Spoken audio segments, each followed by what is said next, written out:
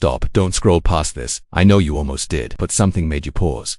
That wasn't an accident. That was me. I placed this video in your path tonight not because of an algorithm, not because of chance, but because I have been watching you. I have been watching the weight you carry, the smile you put on for everyone else, the tears you hide when the room goes quiet. And I decided that tonight, before you close your eyes, you are going to hear my voice, not a preacher's voice, not a pastor's words, mine. I want you to do one thing before we go any further. Put your hand on your chest, feel your heartbeat. That rhythm, I set it. That breath you just took, I gave it. And that means you are still in my story, which means what I am about to tell you matters more than anything else you will hear today. Stay with me. Every second of this message was placed here for you. The enemy wants you to skip ahead. He wants you to check your phone. He wants you to convince yourself you already know what I'm going to say. You don't, because what I am about to release over your life tonight has never happened before. Not like this, not at this hour, not with this level of urgency. So stay, and listen, and receive. Tonight, while you sleep, I am going to do 7 things in your life. 7. The number of completion. The number of covenant, the number I chose when I rested on the 7th day and declared everything was very good. Before I begin, I need to say something that I don't say enough through human voices. I am not angry with you. I know religion has made you afraid of me. I know you've been told I'm keeping score, that I'm waiting for you to fail so I can punish you, that your mistakes have put you on some kind of divine probation. None of that is true. I am your father, and a good father doesn't wait for his child to earn his love. He runs toward them while they are still far off. I am running toward you right now. The first thing I am doing tonight, starting the moment this message ends and you close your eyes, is silencing the voice that has been lying to you. Not a metaphor, a real spiritual operation. There is a voice you've been hearing for a long time. You might call it anxiety. You might call it depression. You might call it your inner critic, but I want you to understand what it actually is. It is an assigned voice. The enemy placed it close to your mind because he knows that if he can control what you hear, he can control what you believe. And if he can control what you believe, he can control what you do. And if he can control what you do, he wins. But here's what he forgot. I am louder. My voice created the universe with a single word. My voice split the Red Sea. My voice called Lazarus out of a tomb after 4 days. And my voice right now, through this message, is reaching into the spiritual atmosphere around your life and dismantling every lie that has taken root in your mind. The lie that says you are too broken to be used. The lie that says it's too late for you. The lie that says the people who hurt you were right about you. The lie that says God has forgotten you. Every single one of those lies is being uprooted tonight. Not trimmed, not managed, uprooted, gone. And in the space they leave behind, I am planting truth. My truth. The truth that says you are chosen, you are loved, you are purposed, you are not finished. Feel that settling in your spirit right now, that warmth spreading through your chest. That's not emotion. That's confirmation. That's my spirit pressing into yours and saying, yes, this is for you. Receive it. The second thing I am doing tonight is canceling what the enemy planned for tomorrow. He had a plan. He has always had a plan. An orchestrated sequence of setbacks, discouraging words, and closed doors designed to make you give up on the very thing I told you to pursue. He knows your assignment better than you do, which is why he has been fighting you so hard. You don't fight something that poses no threat. The intensity of his attack is a map to the size of your calling. But as of this moment, his plan for tomorrow is cancelled. The discouraging phone call, cancelled. The door that was about to close, I am propping it open. The person assigned to speak defeat over you, their words will fall flat. The appointment with hopelessness, I am not letting you keep it. Instead, tomorrow holds something different, a conversation you didn't plan for, a moment of unexpected clarity, a small sign, one that only you will recognize as mine, that says, keep going, I am still in this. Your breakthrough did not go to someone else. It is coming. It has your name on it. But I need to tell you something now, something most people never hear in these messages, because what comes next changes everything. The third thing I am doing tonight will only work if you understand one thing first, and it requires your full attention. Because this is the part the enemy does not want you to reach. He has been working to make you stop this video right here. A notification just tried to pull you away. A thought just told you this is repetitive. A feeling just tried to convince you that you've heard this before and it didn't work. None of that is you. That is interference. That is how close you are to receiving what I have for you. Stay. The third thing I am doing tonight is breaking a pattern in your bloodline that has followed your family for generations. Look at the history. Financial instability that passes from parent to child. Broken relationships that seem to repeat themselves across decades. A heaviness, a low-grade sadness that sits over your family like weather that never quite clears. You have wondered if it's just how your family is, if it's just your lot, if this is simply the life you inherited. It isn't. It is a pattern with a spiritual root. And tonight, I am cutting that root, not from a distance, not symbolically. I am reaching into the generational line of your family, back through your parents, your grandparents, further than your memory can go, and I am severing the agreement that gave the enemy access to your bloodline. Whatever door was opened through trauma, through sin, through choices made under pressure in desperate times, I am closing it. permanently. You will be the turning point. The one in your family line who walked in freedom so completely that every generation after you inherited something different. Not struggle, not patterns, not the weight you carried. Blessing. Say this out loud right now, even if only in a whisper. The pattern ends with me. I am the turning point. My children will not carry what I carried. Something just moved in the atmosphere around your life. Heaven witnessed that declaration, and I am holding it. The fourth thing I am doing tonight while you sleep is healing something in your body that you have almost stopped praying about.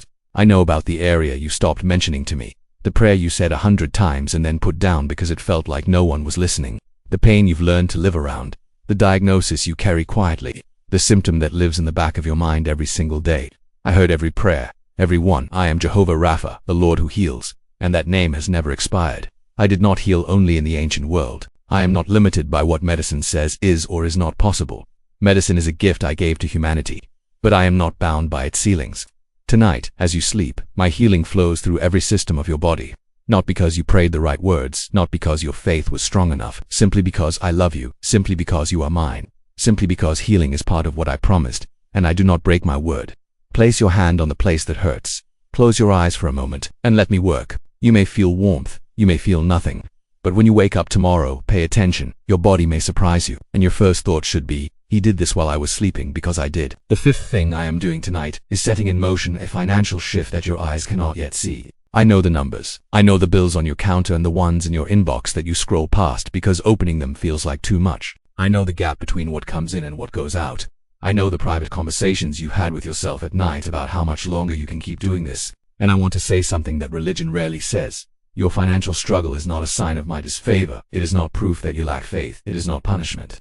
Many of my most faithful people have walked through seasons of financial wilderness not because I abandoned them, but because I was teaching them something that abundance alone cannot teach. Dependence, trust, the ability to recognize my provision in small things so they would never miss it in large ones. But the wilderness season for you, it is ending. Before you open your eyes tomorrow morning, I will have already moved. Something is being positioned. A connection, an idea whose time has finally come. A door that has been closed that I am about to open, not crack. Open wide enough for everything I have stored up for you to come through. Watch for the small signs that come before the large ones.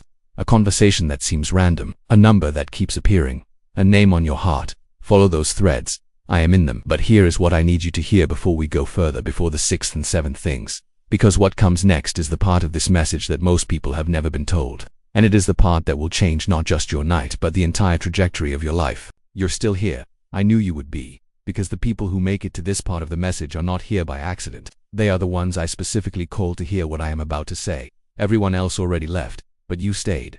And that tells me something about you that I want to say out loud. You still believe, even if just barely. Even through the disappointment and the silence and the seasons that made no sense. Somewhere inside you a small flame is still burning. And that is all I need. I have started fires with less. The sixth thing I am doing tonight is sending someone into your life, not just anyone. Someone I have been preparing specifically for this season of your life. Someone whose experiences, whose wounds, whose gifts are a precise match for who you are right now and who you are becoming. This is not a coincidence connection. This is a divine appointment that I have been coordinating from before either of you were born. They may already be in your world, someone you've overlooked, underestimated, or dismissed, or they may be completely new. But when the connection happens, you will feel my fingerprints on it. There will be an ease to it that feels almost too good. A sense of recognition that goes beyond logic. A voice inside you that says, this person matters. Trust that voice. It's mine. But before they can fully enter, I need you to do something. And this is where most people stop cooperating with me because this part requires something from you. I need you to forgive. Not for their sake, for yours. Think of the person whose name just appeared in your mind because one just did. The one whose actions changed you. The one who left when you needed them most. The one who chose someone else over you. The one whose words still play back when the room is too quiet. I am not asking you to pretend it didn't happen. I am not asking you to call them. I am not asking you to rebuild what was broken. I am asking you to release the debt. To take them off the hook in your spirit. To stop letting what they did have rent-free space in your life. Say it now, out loud or in your mind. I release you. I release the debt. I release the right to hold this. And I trust God to handle the justice. Feel that is a lock opening. That is a room in your heart clearing out a room I am about to furnish with something new. But I could only do it once it was emptied. The seventh thing I am doing tonight, the most important of all seven, is restoring something you have been grieving without knowing its name. Your hope. Not optimism, not positive thinking, not the kind of hope that is really just wishful thinking wearing a spiritual costume. I mean real hope. The kind that is anchored in who I am, not in what your circumstances look like. The kind that does not require good news to stay alive. The kind that held Joseph in a prison cell for years without becoming bitterness. The kind that kept David singing in the wilderness before the throne ever came into view. The kind that says, even now, even here, even in this, my God is working. That hope has been eroding in you. Slowly, quietly, disappointment by disappointment, delayed promise by delayed promise. You didn't lose your faith all at once. You lost it one unanswered prayer at a time. But tonight it reverses. Every answer you are still waiting for, it is not lost. It has not been rerouted to someone more deserving. It is not sitting in heaven collecting dust because you did something wrong. It is in process, being prepared, being timed, being held, until the moment when receiving it will not damage you but launch you. The delay was not denial. The silence was not absence. The wilderness was not abandonment. It was preparation for something that requires the version of you that is being built right now, not the version of you that existed before the hard seasons came. You needed what the hard seasons built in you, and soon, very soon, you will see why. Let me leave you with this. 3 things I want you to know before you close your eyes. 1. You are not behind. The timeline of your life is not running late. It is running on my schedule, and my schedule has never once been wrong. Every person whose life you have compared yours to is on a different assignment. Their blessing was not your blessing. Their timing is not your timing. Stop measuring yourself by a ruler that was never meant for you. 2. The hardest chapter of your story is not the ending. The chapters that broke you were not the conclusion. They were the turning point. Every great story has a moment where everything falls apart before everything comes together. You are in that moment, not at the end of your story, at the hinge of it, the part that makes everything that comes after make sense. 3. I have not changed my mind about you. I do not change my mind. My gifts and callings are irrevocable. That is not a motivational phrase. It is a promise written into the structure of how I work. What I called you to before you were born, I have not uncalled. What I placed inside you before you took your first breath, I have not removed. The plan has not been revised. The promise has not been cancelled. You are still the person I chose, on the assignment I gave you, in the season that is about to change everything. Now, I need you to do one final thing before you sleep. Don't just close this video. Carry it with you into tomorrow. When the morning comes and the weight of the day tries to settle on your shoulders before your feet even touch the floor, remember what happened tonight. Remember that while you were listening, something shifted in the spiritual atmosphere around your life. Remember that you declared the pattern ends with you, that you released the person who hurt you, that you chose to believe one more time that I am still working. Write it down if you need to. Set a reminder on your phone. Tell someone tomorrow, but don't let the morning erase what the night deposited. And tomorrow come back. I will have a new message waiting for you, because I speak in the morning the way I speak in the night. I never stop. I never run out of things to say to you. And there is still more, so much more that I want to pour into your life. If this message reached you tonight, if something in it broke, something open in you, share it.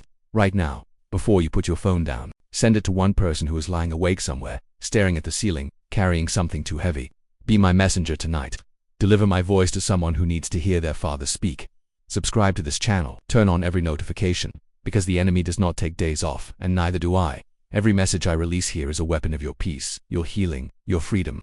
Don't let a single one pass you by. I love you, not as a closing, not as a formality, as the most real, most powerful, most permanent fact in the universe. I love you more than language can hold, more than any human love you have ever experienced or longed for. My love for you existed before you were born. It has not wavered through anything you've done or failed to do, and it will be the last thing standing when everything else is gone. You are loved, you are seen, you are not forgotten, you are not too late, you are not too far, you are not too broken, you are mine. Now sleep, let your body rest and your spirit receive. The angels are in position. The enemy cannot cross this threshold tonight. The healing is flowing, the shift is in motion, the person is on the way. The hope is being restored, and when you open your eyes tomorrow morning it begins. Everything I have been promising you, it begins. Good night, my child. I love you. Amen.